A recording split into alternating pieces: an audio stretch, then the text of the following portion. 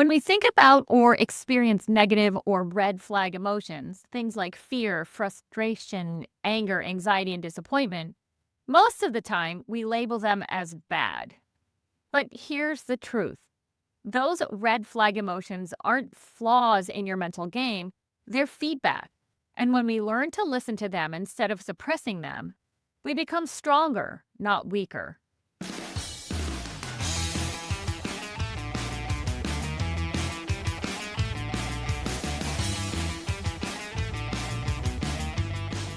Welcome back to the Mental Weight Room, where we train the brain as much as we train the body.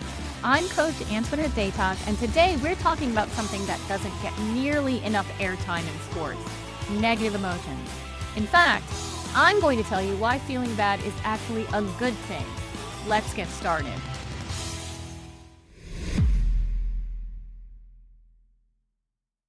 We've all heard it: be mentally tough, don't let them see you sweat, shake it off.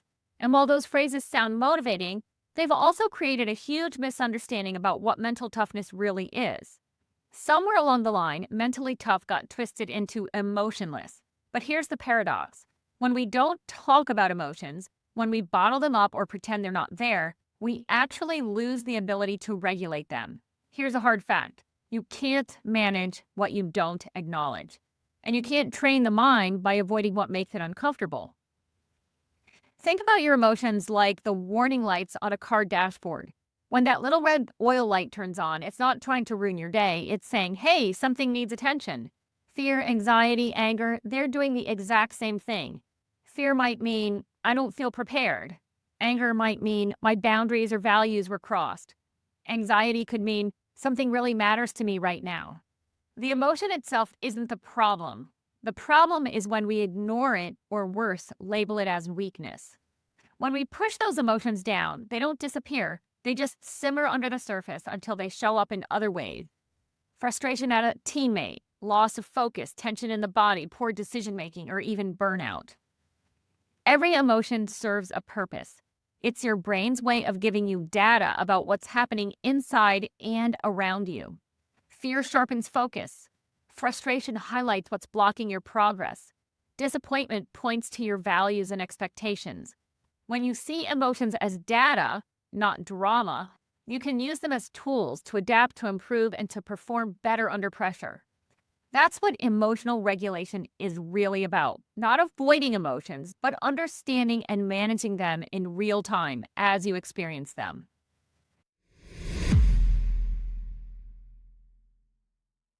Now let's talk about something that sounds good on the surface, but can actually do harm: toxic positivity. It's that just stay positive mindset that tries to plaster over every difficult emotion with a smile and an inspirational quote. Don't get me wrong, optimism and gratitude are great, and they're great for your mindset. But when we use positivity to deny or dismiss real emotions, we create a culture of silence around struggle.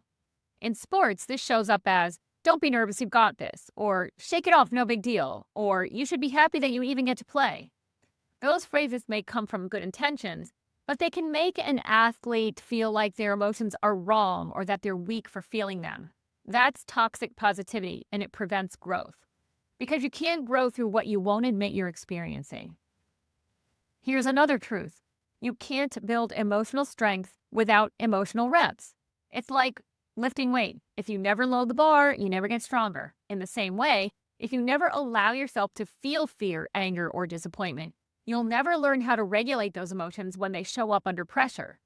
Allowing yourself to experience the emotion without judgment is how the brain learns to process and release it. That's what builds resilience. That's how you gain control.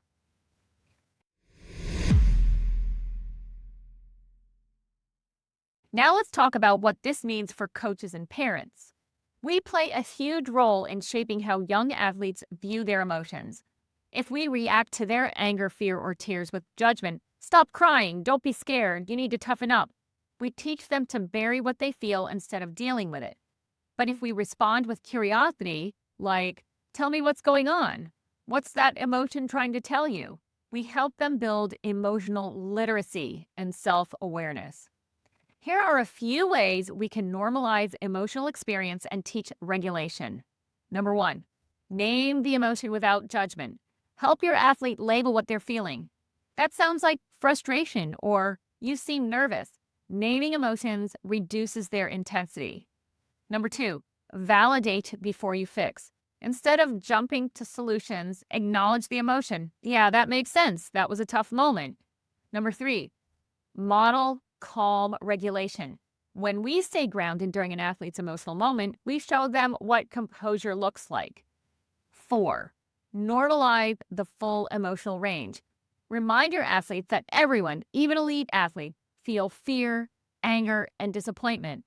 These emotions don't make you weak, they make you human. As coaches and parents, we can help athletes build a mindset that says, I can feel my emotions and still perform. That's what true mental strength looks like.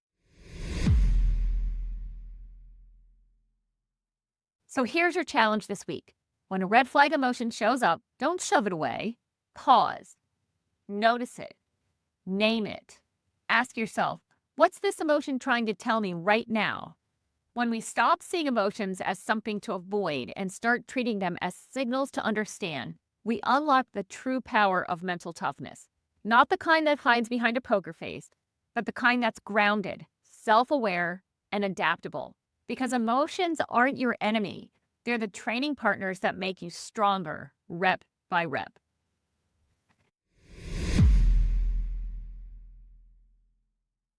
Thanks for tuning in today. If you found this episode helpful, share it with a teammate, coach, or someone who could use a mental boost. Leave us a review, tap 5 stars, and don't forget to subscribe and follow the Mental Weight Room on Instagram and Facebook. This is Coach Antoinette signing off, and until next time, keep training your brain like you train your body and keep pushing your limits.